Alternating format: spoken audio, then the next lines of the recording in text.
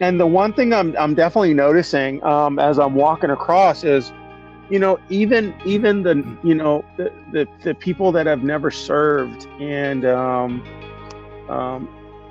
or they just went a different route in life. They uh, they are suffering too. It's not just the military. It's all of America.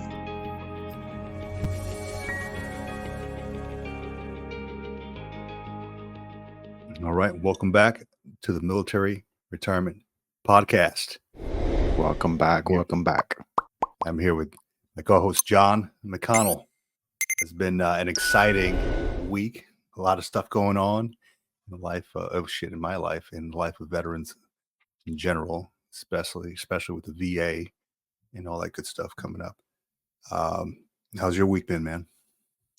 Been good, been crazy, been stressful, been good, been hot. It's been really hot. The temperatures are starting to get up into the almost 40 degrees Celsius, which if you want to do the math, that's probably like 100 something degrees. It's pretty hot. Never do math in public. Thank you for clarifying that for me. I never do public in math. Yeah, exactly. Yeah, it works either way. No, it's been getting hot here too, man. Here in San Diego, it's to the point where it's like I don't even want to go outside when the sun is out. Right? I like going out for my morning walks, and during the day, it's like right around noon, it's scorching outside, man. Walking out on the concrete. I like to walk around barefoot, go on the grass and stuff. But I mean, the grass isn't that bad. It's just hot. I get in the car, my back sticks to the leather and all that. It's just, it's hot. It's getting there. I can't imagine the folks that live in like Arizona or like New Mexico, like these desert areas. Yeah, they got to be like 120. It's insane. It just gets yeah, hotter and hotter. I don't know if you remember like the desert heat, at least for me, my experience of desert heat, like the dry heat, I can do 150 degrees dry heat all day long, but the humid heat, like when it's really, really muggy, really humid, like that's the heat that I just can't stand. Dude, I completely agree, man. Like I used to live in Florida. I grew up in Florida for part of my life, and that is some humid heat. I was just working with a dude who came back from a trip to Orlando. I used to live in Orlando, and he's like, dude, it was like 75 degrees, but it felt like 100 plus because the humidity just hits you in the face. I mean, you're sweating in an air-conditioned room, right? And I love Florida because my family's out there and I grew up and I have great memories of the place. But that heat, man, it's unbearable. And yeah, I agree with you. Like that desert heat, it's not that bad, man. I mean, I went outside this morning to go grab some bread for the family, right? Because we wanted to have like a nice breakfast after. And like a baguette and stuff. And it wasn't that bad, man. It was probably 75. The sun was starting to come out. It felt good on the skin, right? The desert heat. It's like sitting in a sauna, right? But yeah, once you start throwing humidity in there, it's unbearable, dude. It's crazy. Is. It really that is. And then the flash floods that you get in Orlando, like the random flash floods that happen for like 3.5 minutes. It'll randomly it was weird because it would rain on my side of the street, but the other side of the street would be completely clear. You see no raindrops on the floor. That's, the wonders of living in Florida. That's what I remember about Orlando the most. Yeah. The dude that came back, the guy I work with, he's like, I got a new term. It's WTF, what the Florida, because the things that he saw out there, because he grew up in San Diego and like Southern California. He just went out there for like a family trip. They've been to Disney World here in Anaheim, but they never, or Disneyland, right? But they've never been to Disney World out there. And this dude's like, dude, the things I saw, people just like getting out of their cars in the middle of like the red light, like what the hell is going on out there? I'm like, dude, it's Florida, man. Just chalk it up to that. It's Florida. It's Florida. That's what they do. That is what they optional. Oh man, you're not passing judgment. So no, not at all, man. I grew up around that, and I wholeheartedly love that area, man. It's just I live here now. I have to conform. So yeah, just some quick updates, man. I want to let you know. I know we talked a lot about the VRNE process and how you're doing that yourself, and you went through the whole interview with the guy. So I initiated the whole VRNE thing. So I made sure, per the website and what you mentioned, I made sure that I am using it for something that I really need, something I really want, right? And so I'm hopefully they approve me. I have not had an interview date set yet. No email sent back to me yet. But what I'm looking at is a master's program, using the VRNE with the master's program, right? And I know, just reading on Reddit and things like that, that sometimes those things don't get approved. It all depends on whether or not your degree plan needs a master's, right? If it's like a business marketing degree and it just requires a bachelor's, they're probably not going to approve it. Um, but I made a major switch. I was thinking long and hard based on what we talked about in the past and what we're doing here with veterans and things, and just talking about life and life after, and all the emotions that you go through and navigating the whole process. um, I decided to make a major switch in what I'm headed towards in my degree plan. It was a master's in business with an emphasis on project management. um, I'm letting that go now. I made a major switch. I changed my mindset. I'm now going to be gearing towards counseling, mental health counseling specifically, just based on all the work that we're doing here, all the exposure I'm getting with all these other veterans who are, kind of in the same realm with needing that mental health counseling. And I'm not going to lie, I've been to a therapist myself when I was, in my last year in the military. I mean, all throughout my career, I've been kind of in and out, but I really hit it hard my last year. And just the way that this person helped me with all the crap that I was dealing with and all the stressors, it was great. It was great. And I'm like, what better way to give back to the community than to attempt to do this myself, but coming from a perspective of having served and knowing the emotions that these folks are going through. Right. So I'm making that major switch, and hopefully when I get the interview locked on with this VRNE guy or girl, whoever it is, um, they give me the thumbs up on going forward with the masters in mental health counseling.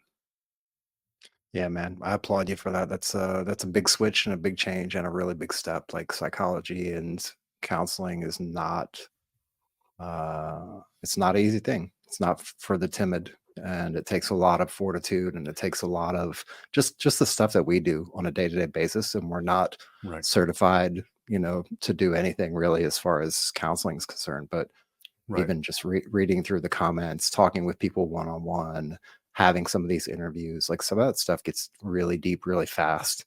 And to be able to do that every single day, and then be able to also like detach yourself from it and also live your own life, that takes a lot. But I think you have the right mindset, you have the right attitude for it, and you also have the cognitive skills to be able to do that. I think it's going to be very successful. Yeah. Oh, I appreciate it, man. Yeah, it's I've seen firsthand how it can help out. And the one thing that really amazes me, and I did like a deep dive. You know how we go through these little rabbit holes and just doing deep dives on things. It was the ERMD process. So I can't recall exactly what it stands for, but it's basically your brain is like a filing system, right? If you Mhm. have like a traumatic event and it's at the forefront of your brain, it's always coming up. What they do is they have you. It's either like a finger going across your face and they're asking you questions, or it's like you close your eyes and it's like a little clicker, left hand, right hand, left hand, right hand. It just buzzes in your hand. Um, Basically it's to activate the left brain right brain hemispheres, and what it does is it files away that traumatic event to the back of your mind, so it's not constantly coming up and just activating whatever's going on with you. So ERMD, it's fairly new. I tried it out with my therapist. I can say it definitely works. I had a couple of instances back in my uniform days where I'm trying to get rid of those memories. And I can tell you, I'm not even thinking about those things anymore. That filing system, ERMD system, actually worked. So I'm pretty surprised about that. Yeah, eye movement desensitization and reprocessing. Yeah, it's pretty incredible, man. I at first when my therapist brought it up, I was like, you got to be kidding me. What the hell is this? And sure enough, it works. And I did both, like the eye movement, and I did both the little buzzer in the hands with your eyes closed while they're asking you questions. And yeah, sure enough, it works. So if anybody out there is dealing with some kind of traumatic events, ask your therapist or ask somebody about ERMD therapy. It definitely works. Yeah, there's lots of different therapies out there. I actually wanted to bring up, if we got time, I wanted to bring up some information that I was digging through, and I kind of follow it and keep track of it, not on a regular basis, but from time to time I revisit it because I've seen it from the beginning, the starting points to where it's come to now, Yeah. about specific things like hallucinogenics and this specifically MDMA. In phase 3 clinical trials. And for anybody who doesn't know what that is, that's basically the last step before you get FDA approval to then legally use the drug or whatever chemical substance it happens to be in therapy and in the proper settings with a proper physician, proper therapist, and proper counseling members and things like that. And then it's legal for that purpose. I don't know if that declassifies it or reclassifies the drug. It's still Schedule 1 controlled substance, much like psilocybin, much like even marijuana now is still a federally classified substance as being That's right. illegal. I think That's they're right. actually going through the process now of trying to declassify marijuana as being legal as well. And I've read some on that as well. Not to say that any of these things should be used on your own if you're in a professional setting, or if there's a way to do it and you're not also violating your VA stuff, because you definitely don't want to do that. But I've seen a lot of talk about it, been a lot of discussions about it, and it seems to be moving forward. I did have a video, it's about 7 minutes long, if we want to play that, and it's talking about PTSD and MDMA and how this treatment, much like what you were just talking about, the EMDR, it's kind of like another form of that, just using chemicals rather than a light or something in your hands or something like that, All right. in order to just unlock the brain and unblock some of those things in your brain that keep you from opening up and saying what's on your mind and discussing deeply about what's going on and detaching yourself from the emotions and from the trauma, so that you can then discuss the trauma. And I think EMDR does something very, very similar without the chemical stimulation. So yeah, let me just throw it up on the screen real quick. Yeah, let's do it.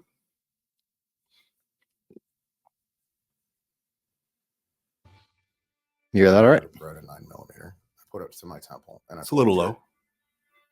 And the greatest peace that I felt was when that hammer fell, because I knew it was going to be over. So only a microsecond.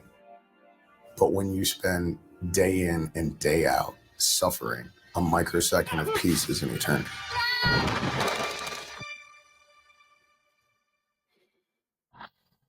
Since I'm sitting here, you obviously know that the gun didn't go off. That happened twice. Different ammunition.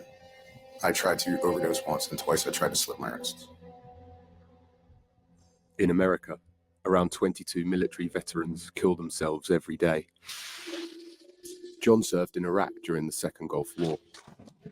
His experience has left him with post-traumatic stress disorder, or PTSD. The mental suffering has been so great that he was suicidal for 8 years.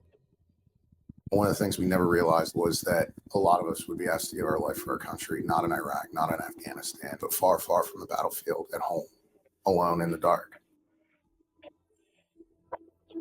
Combat takes an emotional toll. Not only the things you see, not only the things you do, but the base I was on got mortared thousands of times in a year. There's guys on my base that never went outside the wire that are suffering from extreme PTSD just from the constant fear of raining bombs. An estimated 8 million Americans suffer with PTSD, and war veterans are only a fraction of this number. It's a public health disaster, costing billions of dollars to treat. There are treatments available, but the drugs prescribed are only successful in 20% of cases.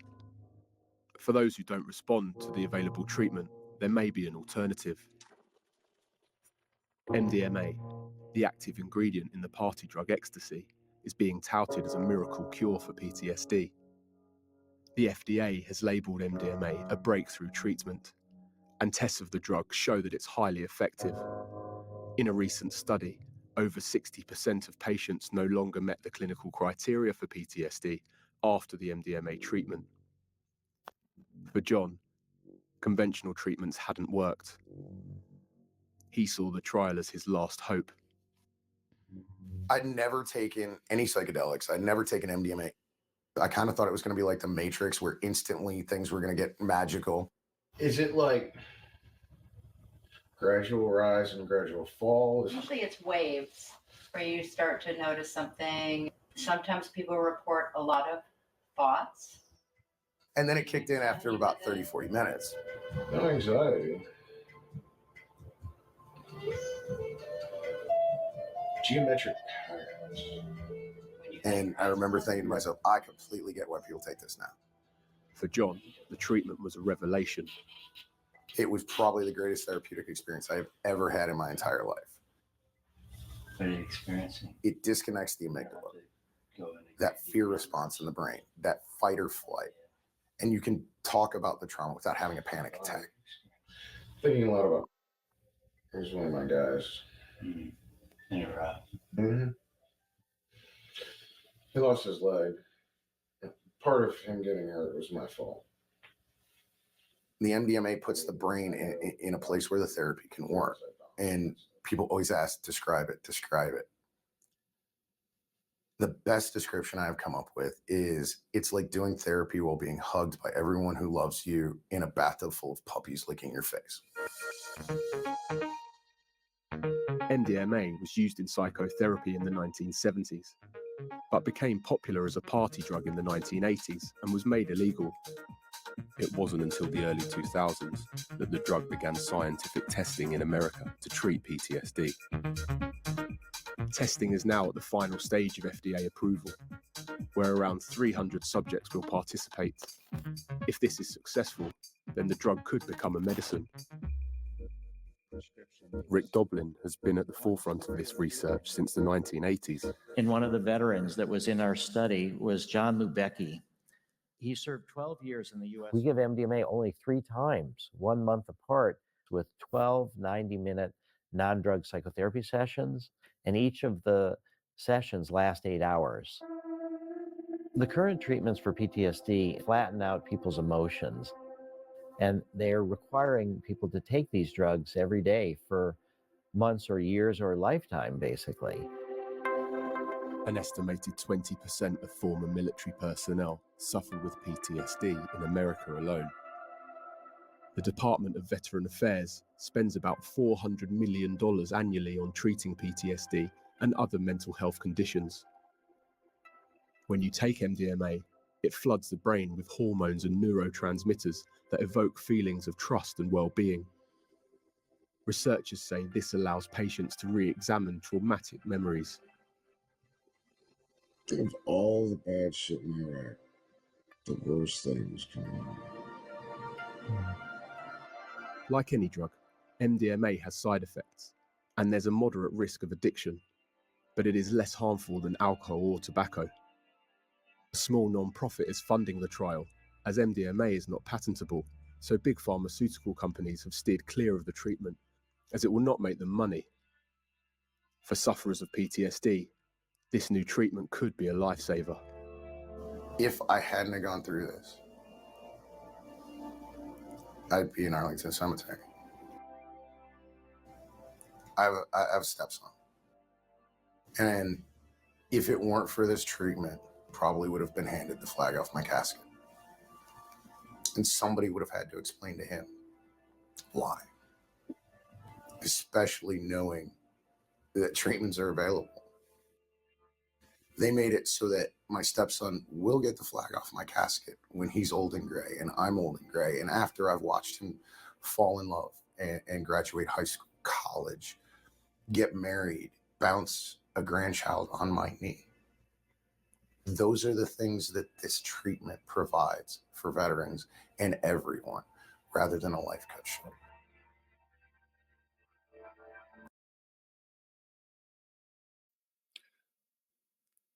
Yeah, it's pretty powerful stuff, man. Thank you for sharing that, John. It's Yeah. that. So I was, you brought that up, and I started looking online here, and I saw there's several studies being done on this for veterans and all their, the mental health part of it. One of them, particularly, that I want to point out is Brown University out of Rhode Island. Um, Let me see if I can bring this up here. Uh, it's titled "Could MDMA Assisted Therapy Help Military Veterans with PTSD and Alcohol Use?" Let me pull that up here really quick. Yeah. And while you're pulling that up, I just want to, I didn't discover this stuff on my own. Like, yes, I do some my own research, but I actually got the link through the Tim Ferriss podcast. So if anybody is a fan or knows about Tim, he does a lot of work with this stuff too. And he pours a ton of money into this research as well, personally. So that's a big shout out to him, like for doing the work that he's doing, indirectly or directly helping veterans in the process. I mean, he wants to help everybody, but he's also definitely focused on military veterans as well. Mhm. So yeah, here you go. This is the Brown University study, and actually the VA also talked a little bit about this back in, I think it was April. Let me Mhm. pull theirs up here really quick. And they were talking about working with MDMA specifically, coupled with talk therapy. Let me see, pull it up here. Percent. Here we go. To improve care for veterans, VA to fund studies on new therapies for treating mental health conditions. And I mean, we heard it firsthand right on that video. Just showed how well it worked out for this particular veteran, John. And, it could potentially help out a lot more veterans who are suffering with PTSD or TBI or whatever the case may be. Uh, I mean, how long has all this talk therapy been around, and whether or not it's helping this new stuff that's coming out, whether or not, it's federally approved, we're finding little by little that it's helping out veterans, with all the trauma they've experienced. So why not look into that? And one thing I wrote down was, MDMA, they mentioned in the video, MDMA is not patentable. So it Right. wouldn't make these companies money, Exactly. right? Which kind of sucks, man. It's like, something that works, but it's all about the money, right? And I Big understand pharma. that it's a business. Yeah, exactly. It's a Yeah. business. Um, but I mean, what if you could patent a certain type of MDMA that helps out veterans, right? Yeah. I I mean, definitely don't have the funds for that, but go ahead. no, I was just going to say the current methods, right? The current types of medications and the different ones that, like the inhibitors that kind of help you along the way, but you're constantly taking these medications, like whether it's anxiety medication or something stronger than that. Right. And these medications aren't designed for you to come off of them. Like this kind of research with psychedelics, where there's MDMA, psilocybin, there's a lot of different ones out there, and it doesn't work for everybody, right? There's a percentage of the population that it just doesn't work for whatever reason, right? Or it can have side effects or whatever. But if you are tested and they figure out that it can potentially work for you, this type of therapy in 1, 2, 3 sessions can bring you 6 months or more of relief from your PTSD, from your anxiety, from your stress that you're dealing with, from these mental health issues, versus taking, a regimen of medications that are not only affecting your brain and affecting your mood, but potentially also affecting your gut and affecting your bodily responses to foods and the way you process foods and drinks and things Right. like that. So Yeah, I mean, and we heard it firsthand on the video too. It was like that was the final step that he was taking. Nothing else really worked for him. yeah. But then his experience with this MDMA just was something completely different, something that definitely did work for him. He described it as, a room full of somebody hugging you and a bathtub full of puppies or something. I got to imagine that feels great. But, Sounds to me. yeah, it plain and simple, it works for some folks. And I'm glad that there's studies being done on this, and hopefully something happens with it. And it doesn't just stop, because mental health is a big thing that we need to focus on, especially for our veterans who volunteered to give their life potentially to the service, for the country. And what better way to give back than to actually give them something that can help them out after all the traumatic experiences that they've experienced. Well, soon enough we'll be able to have Dr. Delafleur at the forefront of some of this research. Dude, that is a long road, man. In doing that research for this, first it's the master's, and then I got to get the license. And one reason why I went through the VRNE process was because I didn't want to fully even touch my post 9/11 GI Bill. It's completely untouched right now because I started my master's while I was still in uniform, and I put a pause on it because the Marine Corps has some silly rules about, officers have to give back 2 years of time, and I didn't want to go over that 20-year threshold. So there's some rules in there, and I stopped it right at my 20-year mark. But yeah, there's a lot that goes into it, a lot of training. There's like, to get your licensure, it's like 3,000 hours, supervised hours in a clinical environment, which I'm fully ready to do. I know the VA also has a program, if anybody else is interested in there, where they actually cover any costs, and they give you a job at the VA afterwards. So I think there's a payback for that. It's like 6 years or something like that. You have to be working with them. Of course, you get paid for it, right? But that's just the payback. You're a clinical mental health, I guess, therapist with the VA. And I wish I would have kept the link here, but I'm sure I'll find it and I'll share it. But that was one route, but that's if you don't really have any other education benefits. For one, I got the VRNE that could help me out, and the post 9/11.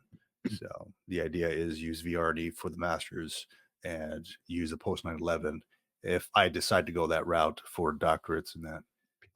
But that is a heavy lift right now. So I'm not even, I've looked at it. I've done some research. I looked at different schools, and I'm wondering, do I have the mental capacity to do this? And time will tell. We will see. I think you got it, man. You're going to be in the boat with me doing schoolwork during the week. And hey, man, that's life, dude. You got to remain educated. If not, we're just withering away. Life is education, man. Yeah. So well, it's also 48 months of VRNE education if they approve it and everything gets pushed through, and then an additional 48 months total of 9/11, right? Because you get your post 9/11, and that you get your the classic 9/11 GI Bill. I think that's applies to everybody who came in, who turned down the post 9 or the 9/11 to go to the post 9/11. That's right. And now the VA is putting that on their website. So that's something that I shared on the military retirement group. Like, it's now the ball is rolling, right? Before, somebody had mentioned on the military retirement group, hey, look, does the VA, will they honor this? And this was like 2 days after the Supreme Court ruling of Rudisill versus McDonough, right? And I called the VA that week, and nobody knew what the hell I was talking about. They're like, what are you talking? What Supreme Court ruling? And I'm like, you work at the VA. You should, the one on you CNN. should know. Yeah, exactly. The one all over the place, right? But no, I understand that things take time to go down the chain and, get everybody informed. So now it's on their website. It's in that little marquee at the top. Now they're looking into how they're going to be disseminating all that. So if folks out there are not tracking, there was a Supreme Court ruling back in April It was called Rudisill versus McDonough. McDonough being the secretary of the VA, or the director of the VA. And basically, it was the fact that this guy, Rudisill, who was a captain in the Army, I believe, he was attempting to use his Montgomery GI Bill after he used his post 9/11 GI Bill, and he was denied. So he in turn got a hold of some attorneys. They sued the VA, and come to find out, it went up to the Supreme Court. Supreme Court decided that, yeah, veterans do rate both the post 9/11 and the Montgomery GI Bill up to a total of 48 months. So what used to be 36 months of the post 9/11 GI Bill or the Montgomery GI Bill, I believe it was 36 months. Yep. Now it's a total of 48 months. So if you've exhausted all of your post 9/11, there's a potential for you to get 12 extra months of the GI Bill attached to that, which I believe for the VRNE, you only need 1 month of GI Bill in order to rate the VRNE, which is great because that gives you a whole nother 48 months of potential education. So that's pretty exciting. Yeah. Yeah, it's a good trade-off, and it's like we mentioned, and we'll probably be putting some videos together. I don't know, maybe together we'll do some separate about the VRNE process, because I'm still going through it. You just started, so you're going to have another kind of perspective of it. So that's great. And as soon as I do a matter of fact, I think it's this week, I do a check-in with my counselor, and then I've got another week to turn in my paperwork. But I think I've got it pretty much done. So I'll see maybe if I can turn it in this week with him. But yeah, definitely just documenting that, and also just getting the information out there to everybody so that you can understand like what it is, what's available. If you come across a VRNE specialist that you're dealing with that maybe potentially you guys just don't jive together, maybe it's something that you can elevate up to find another one or something like that. So just be aware of it. Absolutely. And speaking of mental health and VRNE and all that, and staying in the fight and making sure that we get all the information out to the masses, we want to bring on Robert Luna. Robert has been, let's bring him onto the stage real quick. Robert has been hiking across America in an effort to spread mental health awareness. Robert, hey, welcome back to the show, man. It's good to see you again. Thanks for having me on again, guys. I really appreciate it. How's everything been going for you? Oh, things have been absolutely amazing. I'm here at VFW post 8245. They were gracious enough to let me stay inside the air conditioning yesterday because it was a heat index of 107 here yesterday. Ooh, wow. Wow. And where's that located? VFW 8245? It's the last town in Mississippi, and it is Arkansas, and it's Huntington, Arkansas. Yep. Man. And so they have about roughly 72 members strong, which is actually very good for this area. Huntington does not have a big population, but what they've done is they've accumulated from other towns in the area that I've been walking through. So yeah. So you started off where in Alabama? Is that right? So I started off in Weaver, Alabama, and I've gone through Alabama, Mississippi, Tennessee, Arkansas, and today I cross over into Oklahoma. Wow. And I'm staying at a beautiful lake resort that was donated to me for today. Oh, great. Uh-oh. Oh, no. Uh-oh. Oh, no. Oh. Wind. Hold on 1 second, guys. Yeah, go ahead. Yeah, so I wanted, while he's taking care of that, I want to share the route that he's going in here. Let me pull it up. Here we go. Directions.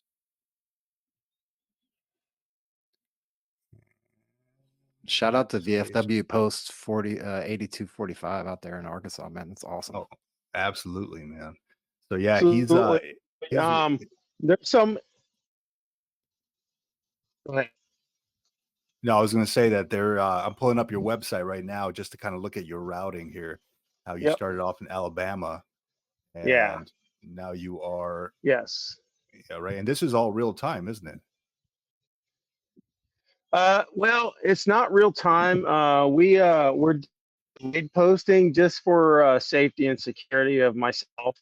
I just Okay, don't gotcha, want, gotcha.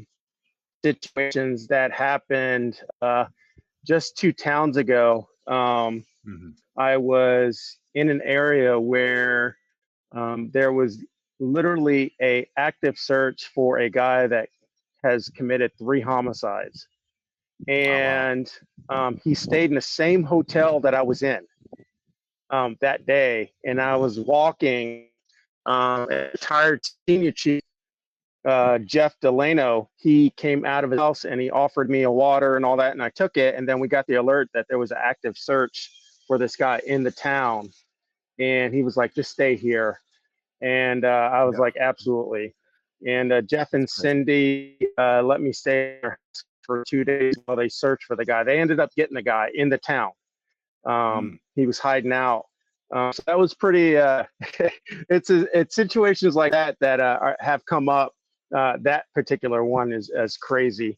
But VFW post 10,007 7769 8245 American Legion 112. They have been absolutely amazing here in Arkansas.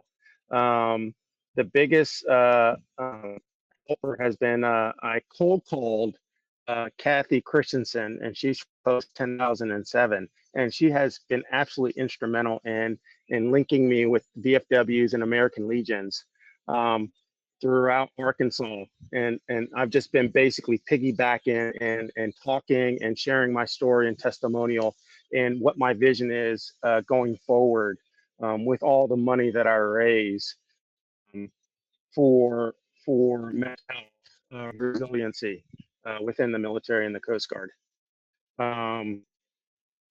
It's in the past, I say about 2 weeks, we've raised about $1,500 extra dollars, which has been tremendous. We are over the $3,000 mark, and I think it's just going to keep growing and growing as I'm walking across, and people are starting to recognize me, and they're pulling over on the side of the road and just handing me cash donations or waters, and they want pictures. Like I'm becoming a little bit of I am not a celebrity, but walking through towns of 200 people population wise, and they see me coming through, and they're like, they see me on TV or on Facebook. They're like, we never get people coming through this like you, and they just kind of think I'm like this like stardust, and I'm not at all. I'm Yeah. just a normal guy trying to make a difference in this Yeah. United And, States, in this I've world. been trying to spread the word on that too. And I'm sure you've seen like my Facebook post to some of these companies who, do like the whole rucksack stuff or the Go Ruck and all that. Which we're not affiliated with, but I'm trying to spread the Right. word for you. Like maybe they can provide you some stuff, maybe like come out there and give you some water or give you some kind of equipment to make your trek a little bit Right. easier. Because I can only imagine. I mean, Right. walking Right. across America, dude, like in the heat, man, that's wear and tear, man. We were just complaining about getting up to go to the grocery It is store. crazy. It's so funny because when I'm hanging around with the VFW and American Legion guys, there's so much like banter and joking between the services, and which I absolutely love and cherish, but even they say, they can't eat a refrigerator without getting winded. Oh, And that's such a breath of fresh air that, I mean, these American veterans from the Vietnam era and all that, are literally, in middle of my speeches are getting up and hugging me, and they hug me for long periods of time because I honestly, I think they're also suffering. And one in particular, it was a old retired sergeant major, skinny guy, quiet, reserved, And he got up in the middle of my speech and just hugged me for like, I say about 30 seconds. And everybody was like dead silent, and tears started flowing because they said that he never does that. He never really shows emotion and all that. So it was a shock to everybody in the building when he got up and hugged me. Like, and they're just like, sorry. Yeah, that's powerful stuff, dude. That Getting a really little is. emotional. Sorry. It is. No, It is. yeah, you're all good, man. It is powerful stuff. Sorry. And I'm sure it was a shock to him too. You know, I'm sure, and the one thing I'm definitely noticing as I'm walking across is, even the the people that have never served, and um or they just went a different route in life. They uh they are suffering too. It's not just the military. It's all of America. And I'm absolutely so thankful that the route that I chose was Middle America, the farmland country area. And one, it's absolutely stunningly beautiful. Um, the flat lands that I'm walking through, and seeing the crops, and the cows and the horses and the chicken farms. Although I prefer to stay away from the chicken farms because they are not it's not the best quality of air. right, Uh, so, but when they say like stop and smell the roses, or stop and enjoy, I really do. A lot of times, I mean, and you can look at my photos. Um, I'm really trying to capture Middle America, because I really do feel like Middle America is what keeps this country running, with the soybean crops, the corn, all the rice, the beans that are grown. Um, but this is truly what keeps America fed. And I can't thank these farmers enough. The massive amounts of land that they have to maintain, and the stressors of the equipment that they have to buy, and as farm equipment is not cheap. Yeah, it's not cheap. No, it is not. Um, but as I go across, obviously, I'm trying to keep it light, off, light and emotional, with my state line dances, um, different videos of how I go about every day. And what people don't understand is I have never camped a day in my life. And Well, I Coast just Guard, right? You guys don't go out in the field. Some would say we don't even go out in the ocean. Like I said, the best thing about the Coast Guard is our ships sink. We just walk ashore. Yeah. Uh-oh. Um, Speaking of but Oh, here we go. Here we go. I have absolutely been enjoying every single person that I've come into contact with. I haven't had one single negative encounter during this whole month. So we are going on month 2, day number 4. So, and I got about 4 more months to go as I walk across America. I think my most favorite thing is, and I don't want people to think I'm crazy, but anytime I see like donkeys in the farm, I have to stop. I absolutely love the donkey animal. They are like What about them? goofy. What And about them? Do you love? I think I every time I look at one, for some reason, Eddie Murphy's voice pops into my head from Shrek. and and I talk to them, and I think they're going to talk back, but that's my own humor, as I'm trying to get across the day, in the heat. And it's just been absolutely amazing seeing, just Middle America and how they are. Even this past month, I've been fed so good by everybody. Every town has absolutely been generous in making sure that I'm getting fed and eating enough calories. And I tell you, I've been eating and eating and eating. And even with all my eating this month, I still lost 5 pounds. Nice. So I can't thank everybody enough for feeding me, because I know if I didn't have that type of food and I'm just relying on my dried food and whatever I pick up, Right. I would have lost absolutely more, because I think I'm averaging about anywhere from 4,500 to 6,500 calories burned a day. It's hard. It's hard to even get even remotely close to the calorie content to put that back in my body. And how So, far are you walking um, per day, would you say? and up to 20 miles. We've definitely curtailed it down to 20 miles, especially in this heat. I'm getting up around 5 a.m. and I hope to get Mhm. on the road by 6:30 a.m. And then Okay. I hope to be done by 11:30, 12. Man, that's quite a day, man. I mean, that's a long It way is. each day, dude. It, it Wow. it is a long way. It, I don't know how I do it. I'm starting to get in the routine. My body is definitely starting to respond a lot better than the first 3 weeks. It was Hmm. really hard to get back into the swing of things, but I think my body is saying, "Okay, we know what you're doing, dude. We got you." And as long as I stay, water with electrolytes and all that, and there are some nights where I struggle because I am craving. I crave Diet Coke and Dr. Pepper like nobody's business now.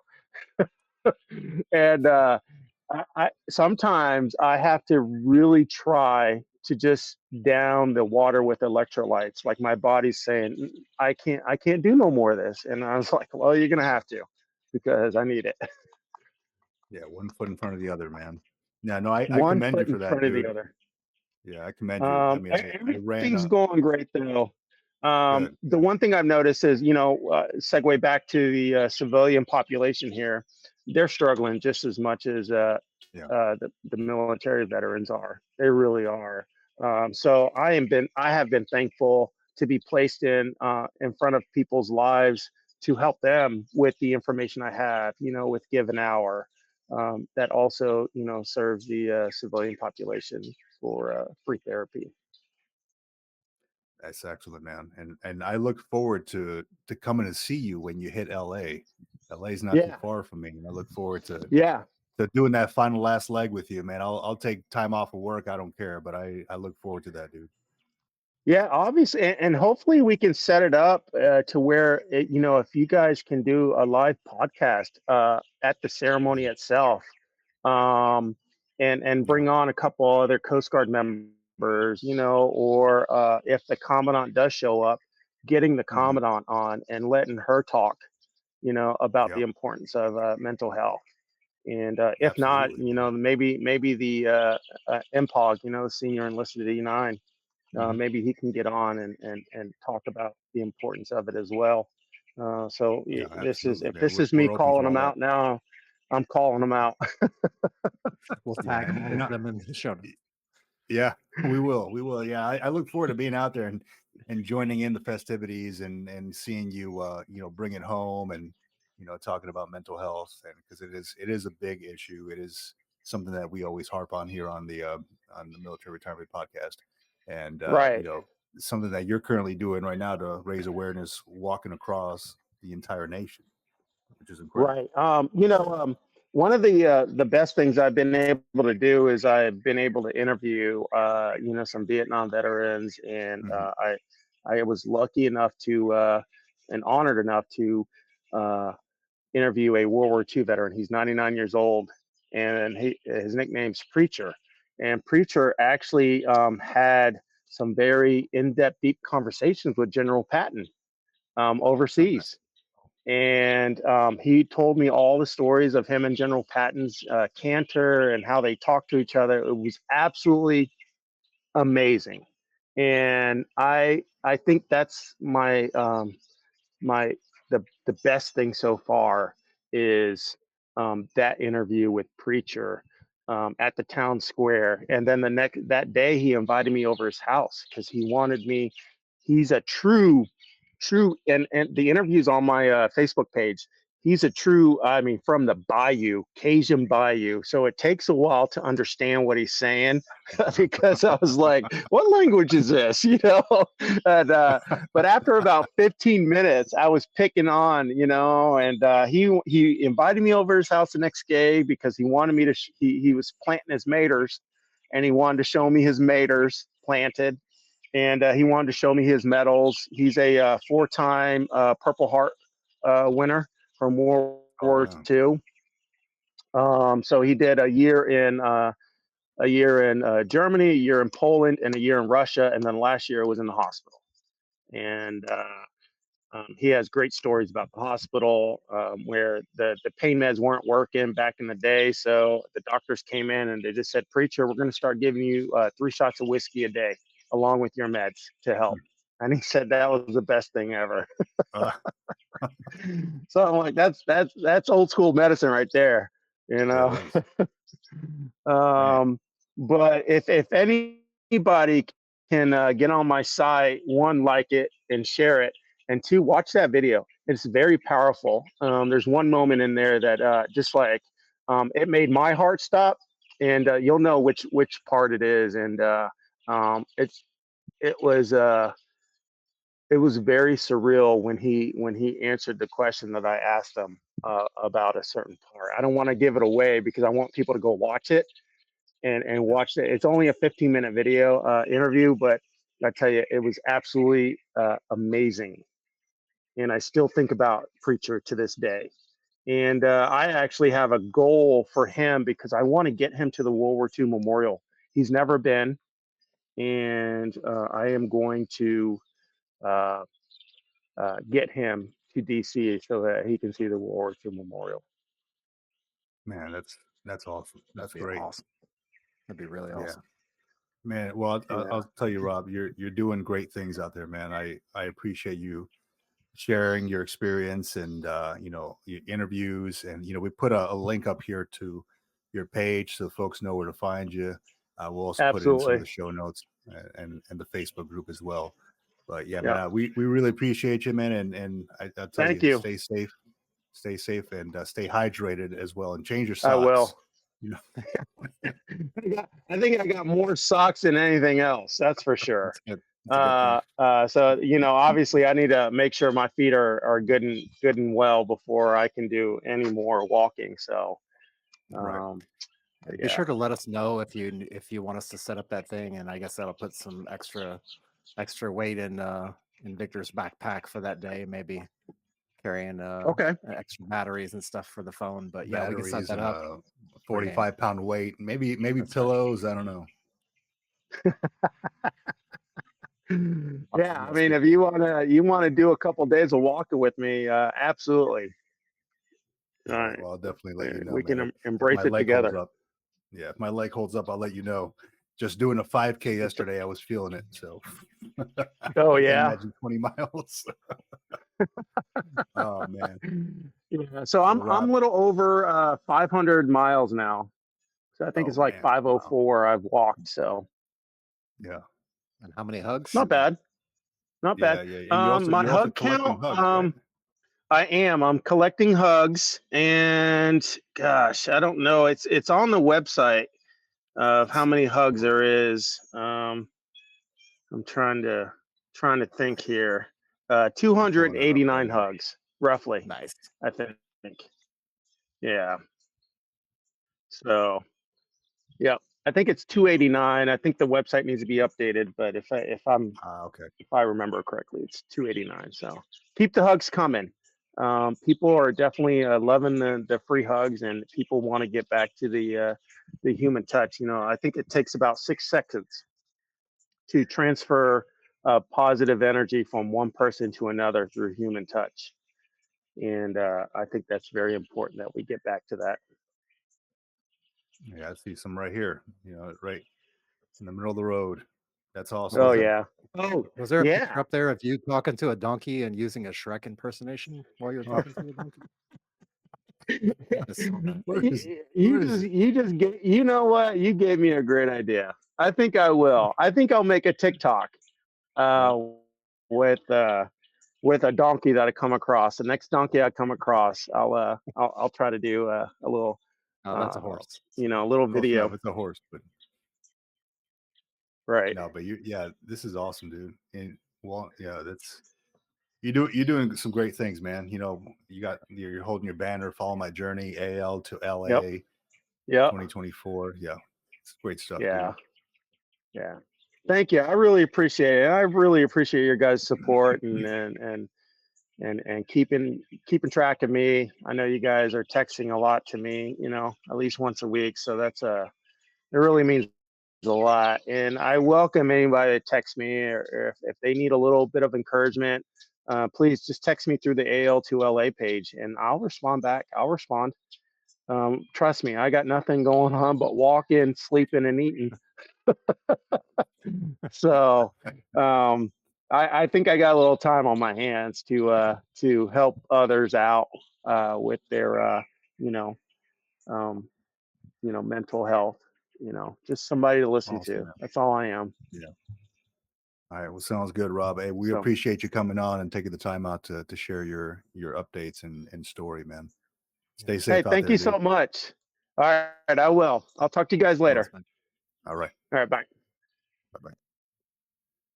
Dude, that's 20 miles a day, and raising funds for mental health awareness, going from Alabama to Los Angeles, stopping along the way, meeting veterans, meeting that World War II veteran, collecting hugs, taking photos, spreading the good word, man.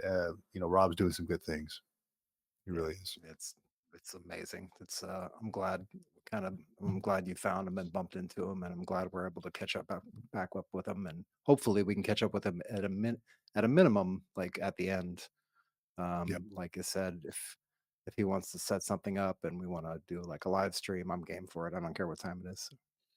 Yeah, we can. I fully plan on getting out there. I mean, he's going to be 2 hours away. Maybe I can make the ride up there and take some days off work. The whole walking 20 miles is what concerns me. Like I had mentioned, we did a 5K yesterday. I say we, but my wife is the runner, right? I used to be a runner and then had to get surgery on the leg and all that stuff. Long story, where I'm now doing like walk runs because I'm, starting to feel it a little bit, right? It doesn't feel too good. So I do walk runs, and even yesterday, took the whole family out there, and I was surprised at how I couldn't completely finish a 5K. Like I tried to push myself and until it started hurting a little bit, and I'm like, you know what? Let me just walk. Let me walk. And you got to know your limitations too. I'm not going to push it to the point where I'm, I got to go get hospitalized or anything, right? But yeah, it was a hot one too. Got to stay hydrated. It was a whole mess of things, but the bodies change as you get older.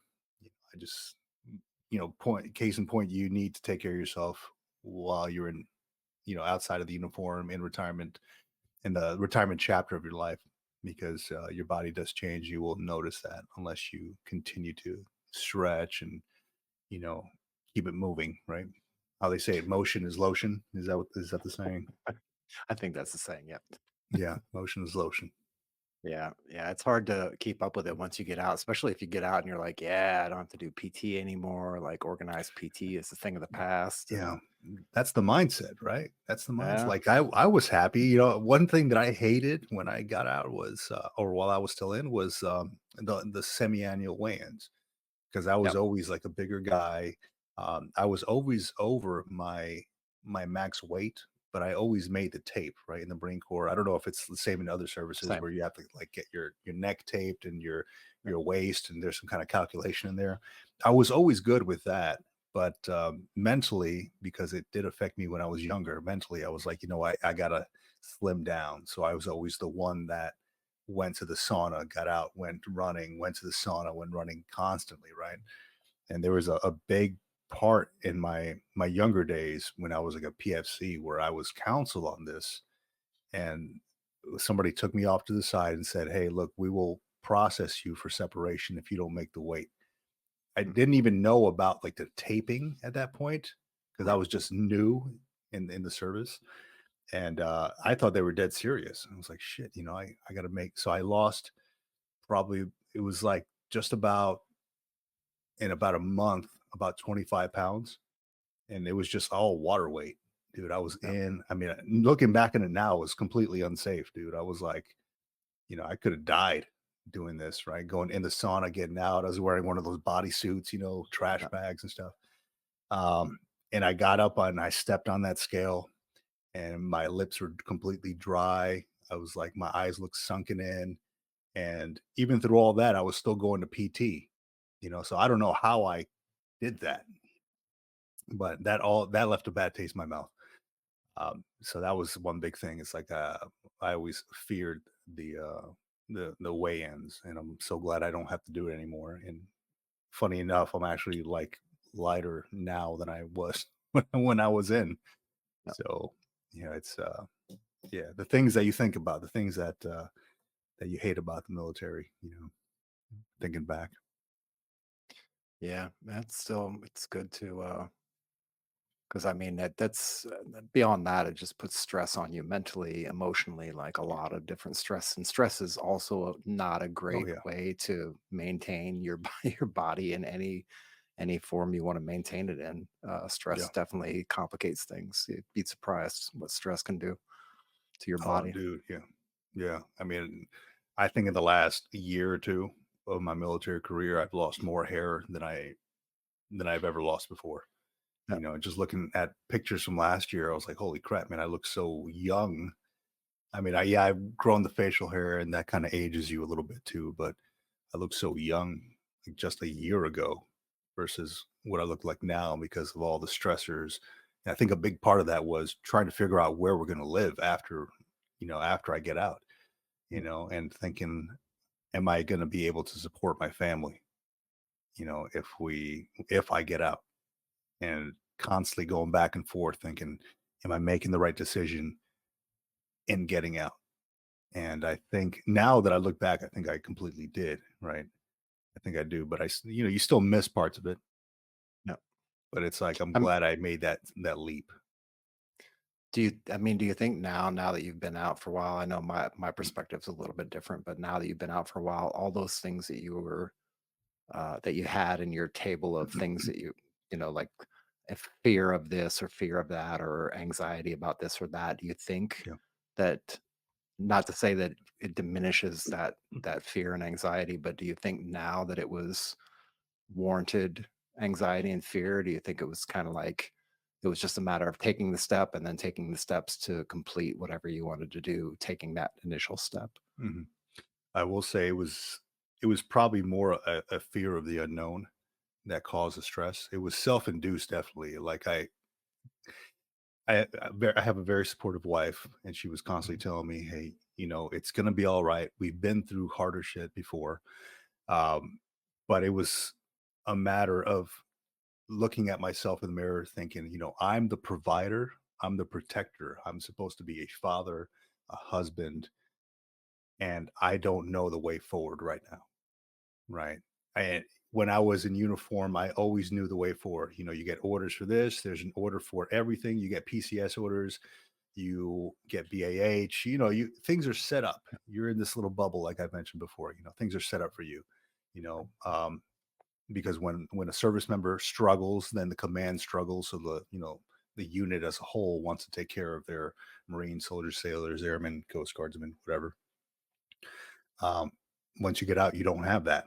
You don't have that. So it's like I stood there for many nights thinking, am I going to have what it takes to, one, find a job, for two, keep a job, for three, provide for my family? Where are we going to live? What are we going to do? Are my kids going to be all right? You know, it was just a mess of emotions, dude. And now looking back, I was like, you know what? Why was I stressing out so much? Things worked out. Yeah. They worked out. It's we live in a nice area. My kids are in good schools. My wife has a job. I've got a job. Things worked out. For the best. And I think a lot of the stresses that I put on myself are just that. I put them on myself because of the fear of the unknown. Yeah, I think that's what a lot of us deal with, myself included. Like the not knowing what's on the other side of getting out. Like, yes, you've got all this anticipation, and you're ready to go, and you're ready to hang up the uniform, and you're ready to move on and do civilian things and regular things. But at the same time, you've got that same part of your brain that's talking to you, saying, it's kind of like the angel and the devil on your shoulders. Like the angel's like, yeah, you're doing the great thing, and you should get out, and you're gonna have a great time. And then the devil hops up, and he's like, hey man, it's gonna suck, and you're not gonna know what to do. And Yeah. Because I think at least a lot of folks that I've talked to are very analytical in their approach. They need to know how things are going to work out, right? Me, the way I worked out was I needed to have a plan for my day, like every day. If we were going to go on vacation, I'd like to have a plan for that. If I was going to go out, I'm not comfortable with not having something in the works, right? If I plan on just having just alone time or just chill time, I want to know that I have alone time for like 4 hours and I'm good. Like it's everything's based off my calendar. And once I got out, it was like my calendar was completely blank. It went from, I wish I would have took a picture of it. It went from just a full calendar to terminal leave, nothing. And I'm like, okay, I need to embrace this, for one, because I wanted to pick up my kids from school and be there when they get back. But having all that white space was like, it created so much anxiety, dude. It was like I'd have no direction right now, And some folks that I've talked to, who are in that process of getting out, they're like, man, I'm so used to the battle rhythm. It's like, what do I do now? Like, what's my next purpose? What's my next mission? Sometimes you don't have to have that right away. It's okay to have white space. It's okay to have blank space in your calendar to be alone. That's where ideas come from. I like being alone. That's where ideas come from. That's where I do some of my best work, when I'm just kind of bored and I just think of things, but it also could work against us. yeah, it definitely can. I mean, there's many ways, and then it depends on your personality and things like that. I actually did come across a really great article that I wanted to share, and I think it leads directly into what you're talking about as far as finding yourself, finding your purpose, finding your next mission in life, whatever that happens to be. Right. This article is written by Paul Graham. Paul Graham, for those of you who don't know, is the founder, or like the godfather of Y Combinator, or YC, which is a startup incubator. A lot of really famous names come through YC to judge the startup founders and give them potential money for their startups and do things like that. Ashton Kutcher comes to mind as one who's been in the YC incubator program, who's actually funded some different startups. But Paul Graham is a really, really, really smart guy. He's a computer guy, been around for decades. This particular article, How to Do Great Work, just came up on my radar this past week. Might have been through one of the email newsletters like Recommendo or something like that. But we'll throw a link to it in the notes, or maybe in the chat, either way. But this really, and it's a long article. It's not a short article. It's probably a good 30 or 40-minute read. But it gives you a lot to think about. Like, if you're trying to figure out what do you want to do with your life, what do you want to do as far as starting a project? Is there things you want to do to change the world, or to change your particular portion of the world? Talks about doing things on a grand scale for grander purposes, right? Which doesn't necessarily mean you have to go out and create something that changes the entire population of the world, but it's just thinking in that way creates space for you to then figure out the creativity, figure out where you're spending your time, where you're not spending your time, what's the best use of your time, and things like that. So it's a great article, but it's a very long article, about 30, 40 minutes probably to read all the way through it if you're reading at a regular pace. And he's got a ton of other articles in there too as well. So let me grab the link and throw it in there. No, this is good stuff, John, because I always learn something new when I'm with you, man. When I talk to you, I didn't know that this thing existed, but I'm glad I came across it, right? Because I I've always had a lot on my plate, Mhm. right? I don't know if you're the same way. Like there's always something that I'm working on, and it's hard to focus on one thing or prioritize things, right? Um, Back in uniform, I had, we had the mission. I knew what the priorities were. I would ask my boss, "Hey, look, how hot is this item? Do you need it done now, later, whatever it is?" And then based on that, I put it on the back burner or take care of it immediately, etc. Um, Now it's like I got to figure crap out on my own, which is fine, right? It's part of being a human being, part of being an adult, right? But I just feel like I have a ton of stuff going on, and it's like I can never get one thing done. So I need to like effectively be able to focus or find out how to focus on one thing. Like for instance, like the book that I'm writing, or the website. I think I showed you a new website that I'm working on here. Yep. Just I'm doing little things here and there, and it's like nothing is getting effectively done at any one time. So I need to double down and focus on this stuff. Like, and I'm glad you brought it up, how to do great work, because that's essentially what the end result is. I want to do great work, not just for me, but for, my kids, for other veterans, for the good of the community. Right. I Yeah. just need to figure out how to do that. Yeah, I think it's also for me anyway, and I maybe other people might experience this, but it's a really hard balance for me to figure out the fine line between over scheduling and under scheduling, having too much to do versus Yes. having not just enough to do, right? And it's always Mhm. there's this small little point, like space in between, where that kind of fluctuates back and forth, and it dips over into the too much stuff sometimes, and then it dips down into the not enough That's right. stuff.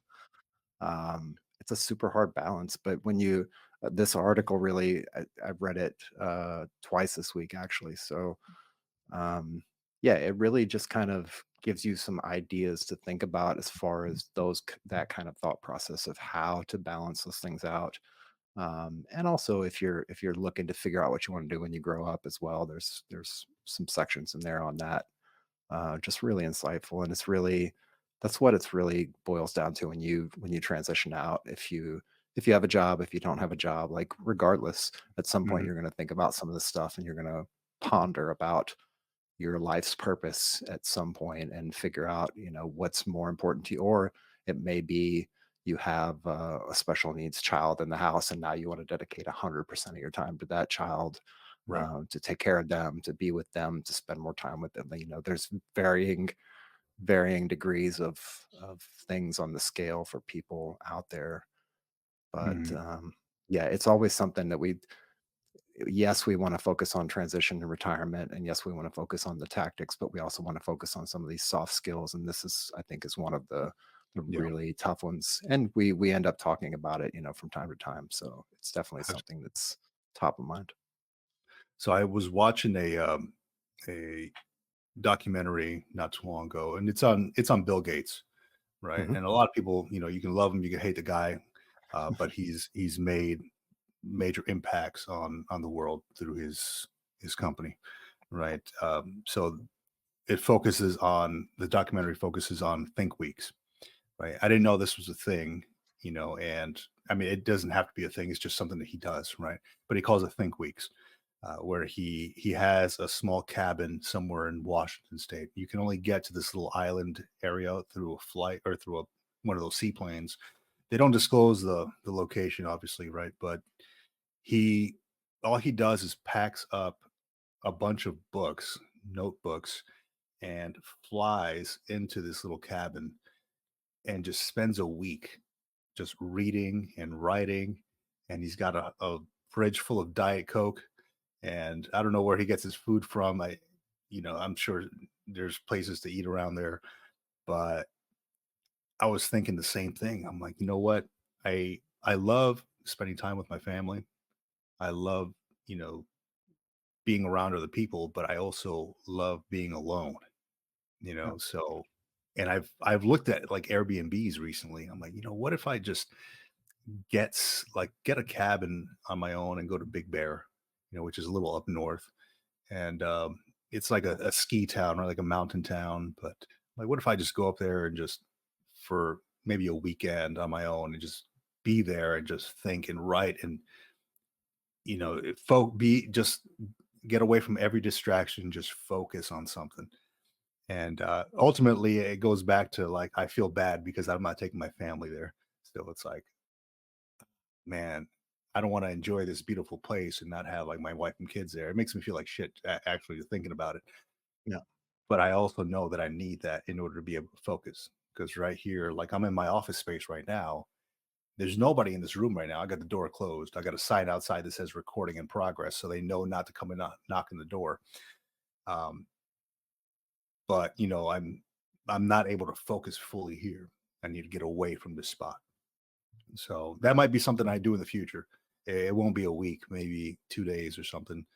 Maybe something in front of the beach or a spot where I can focus on something, on finishing this book, on writing ideas, on maybe doing some schoolwork or something. Yeah, I mean, there's definitely an opportunity if and when, and you want to take the opportunity. There's plenty of places in the foothills of the Appalachians, basically where we're going to, just north of Atlanta. I don't know if you've Yeah. been to the Atlanta area before, but just north of Atlanta, there's the foothills of the Appalachians, Yeah. basically. Yeah. Beautiful, beautiful, beautiful place. Beautiful mountainsides, beautiful views, really nice and quiet. And they have a ton of Airbnb. They have one particular Airbnb. I'd have to look it up if they still have it, but they had like these like concrete domes that they built back in the 60s or something like that. And now they have a bunch of them set up and they rent them out as Airbnbs. Like basically some of them are furnished, some of them are completely unfurnished. You can bring sleeping bags or you can get ones that have beds and stuff in them. Right. But they're sitting on the side of the mountain, like out in the middle of nowhere. Yeah, Yeah. No, might be a good that's opportunity. yeah. I spent a lot of time in the Blue Ridge Mountains when I was living in North Carolina, and probably equally as beautiful, right? Just you see all the foliage, you're around nature. It's quiet. We used to rent a cabin out there. One of the best ones I think was we rented it was a converted barn out in like it was called this place called Bat Cave, North Carolina. It's right by Hendersonville, it's on the border of North Carolina and Tennessee. It's called Bat Cave, North Carolina, and it was just great. It was like a converted barn, and they made it into this like little home. And we usually like to spend Thanksgiving in different places, right? So we spent the Thanksgiving there, and that was great because while the kids are outside playing, I had my alone time out in the woods. There was like a little creek that went behind the house. It was just like a good environment to be in. It's just away from a lot of distractions. And I think that's what I need. That's what I desire is like no distractions. Yeah. Yeah, you got to take them as you get them. But you Yeah, can you also do. do it at the house too, right? You can go to a park or somewhere. I do that from time to time, where Yeah. maybe not necessarily take a notebook or anything with me, but really just kind of fully disconnect from things. Yeah. And it's usually me driving out in the middle, like driving somewhere, and then just finding somewhere along the path and just stopping. And it happens to be like a nature preserve or a little quiet spot where there's literally nobody there. Yeah. And just go there and sit for an hour or two and just take it all in and make Yeah. sure that I let my wife know I'm going to be offline for 2 hours. Well, she's not And worried. send Send drop out the a search pin where button. my location is. Yeah. Yeah. Yeah, man. Yeah, it's we need that alone time sometimes. Yeah. Definitely helps out. Definitely helps out. But yeah, no, this was a good episode, man. We got a chance to catch up with Rob Luna, LA or I'm sorry, it's al2la.us is his website if you ever want to track him or see how he's going along with his process of hiking across America. Look at pictures of folks that he's taken with VFW photos, where he's stopping, what he's doing. You could even donate to his cause on the site. And he's going to be finishing off in Los Angeles, right? So if you're in that area, feel free to reach out to him via his website and see if maybe you want to do part of that walk with him. I'll be out there. At least I plan to be out there with him on that last leg of the hike. So if you all want to meet up, I'm game. Just don't expect me to perform like I used to. I might expect you to perform and to live stream. So Oh yeah. Oh shit. Everything all at once. All right. Carry a selfie stick while I'm talking. Yeah. that's right. No. So that's yeah. Full on That's the YouTuber plan. mode. Yeah. YouTuber mode, right? Just yeah. Mm. Yeah. So that's the plan, is getting out there and possibly doing a live stream when we get out to his final destination, which is I believe it's the Coast Guard base out there in Los Angeles or Long Beach area. So I've never been. I don't know that area too well. I don't go to LA or Long Beach too often, but look forward to making it out there and spending some time with him and meeting him in person. So, but yeah, along with that, yeah. Oh, GI Bill. Yeah, the GI. Last thing of the day. The last thing, yeah. So the VA celebrates their 80th anniversary, 80 years of the GI Bill. Big, big, big stuff. I know they spent, I don't know if there was like a number on there, like several hundreds of millions of dollars over the last 80 years, or billions maybe, in funding for folks who are looking to get education. This is, folks out there listening, this is a huge pot of money that's just sitting there waiting for you. Utilize it. Get your education. Doesn't matter if it doesn't have to be a college, right? It could be like a technical school. Learn how to do something. Be an AC repair person or refrigeration or electrician. Do something. Get, even if it's just for a hobby. They'll freaking pay for it, and they'll give you BAH for it, right? They'll give you, like here in San Diego, it's like $3,600, for BAH. Because it's E5 BAH, right? So it's definitely worth it. Definitely worth it. Yeah, especially if you don't really know what you want, or if you want to shift gears and change careers. Like look, I don't like school. I'll tell anybody that asks me. I hate school. I hate what it's about. But at the end of the day, I'm earning a little bit of money from it. As far as that, I'm earning some education, not just in the classes that I'm taking, but it's like the article that I just put up on the screen a little while ago from Graham, right? You spend time looking at things, because we all know in college you got to take these extra classes and these General electives education. and things like that, right? Yeah. But you don't want to take that stuff. But like right now, I'm in a math class, and it's actually getting me thinking about other things that don't really relate to math, right?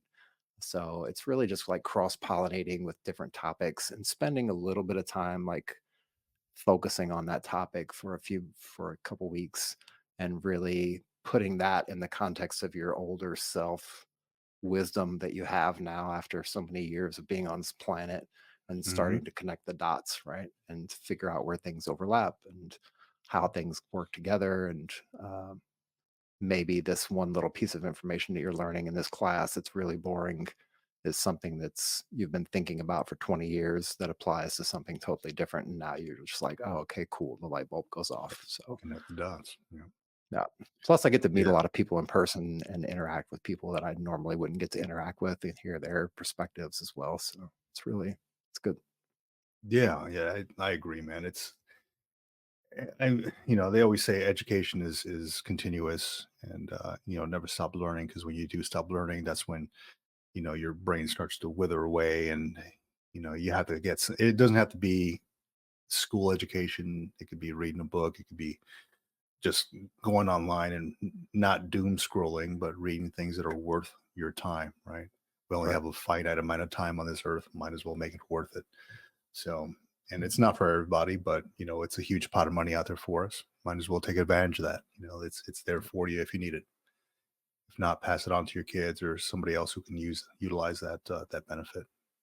Yeah, but that's right. Yeah, 80 years, man. And funny, and I know we mentioned this offline, off camera, but funny enough, they put the update to that VA education benefit, that Supreme Court ruling benefit, around the same on their website around the same time as the 80th. They're celebrating the 80th anniversary of the GI Bill. So, funny how that works out, right? Gotta drive that traffic, man. Drive that traffic. Exactly. But hey, hopefully that works out for a lot of folks. That's going to definitely help out thousands of veterans out there, getting that extra 12 months of education. That's right. I'm not even touched my GI Bill yet, but I'm excited about having a total of 48 months because that could potentially help me out with further endeavors that I'm trying to get into. Yeah, so good stuff, man. Hopefully Yeah, the really good. VRNE stuff works out as well. Yeah, that's right. So if you're paying attention, keeping track, keeping score, keep an eye out or an ear out for what we're putting out in the coming weeks. We'll be putting out some stuff about the VRNE process from my perspective, from Victor's perspective. We will be dropping Wayne Tarone's interview this week. That'll be a fun one. So stay tuned for that one. And as always, if you like what we're doing, you want to support us, like, subscribe to wherever you're watching or consuming this, and let it play. Like if you're in your front room or whatever. I surprisingly, as a weird kind of side note, surprisingly, a ton of people actually watch this on their TVs, which is really strange. This our live stream?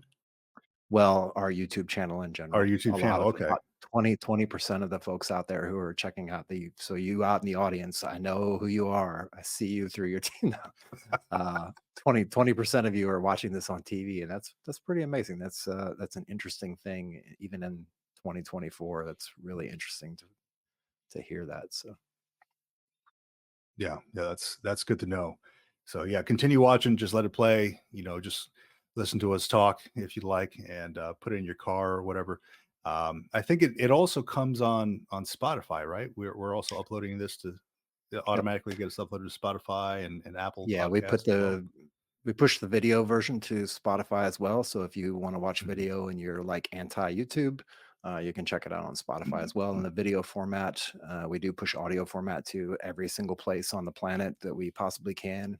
Apple, iHeartRadio, and all those places. And then we also stream on Wednesday evenings on Wreaths Across America Radio. So you can check us out all over the place. Look, if you got suggestions, if there's things that you want to hear us talk about, if we can get around to it and get it figured out, maybe we can get this call-in thing. But in the meantime, if you're seeing it live, you can drop comments and let us know and tell us what's on your mind. And, if there's something that we really need to discuss, jump into the Facebook group. That's really where the conversations happen for us. And we can discuss things there. And then if we need to, we can bring it onto the show at some point, or bring a guest onto the show pertaining to that specific thing. So Yeah, and all the links are right above John's head right there. Facebook group is Military Retirement Group, or the Military Retirement Group. You can find that on Facebook. We're right about 2,000 strong, right under 2,000 strong on there. A lot of good conversations on there, a lot of good information on the files tab. Somebody had just asked me the other day on the group where they can find the 100% VA disability California benefits that they found on the Green Logbook, my other YouTube channel. I told them, hey, look, just go on the files tab, man. All the stuff that we talk about is uploaded to the files tab. It's also going to be on militaryretirementpodcast.com, right? Yep. So all the resources are going to be there as well. So we don't try to hide it. Everything's uploaded to as many places as we can find to upload it to. So yeah, it's there for you. We're here for you.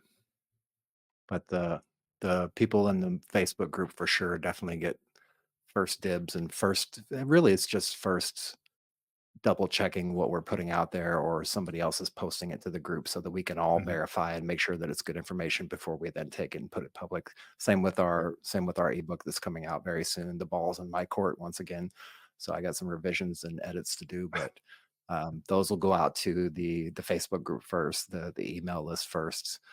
We'll get the validation from that feedback, and then we'll be able to adjust if we need to, and then push it publicly after that. So no FOMO.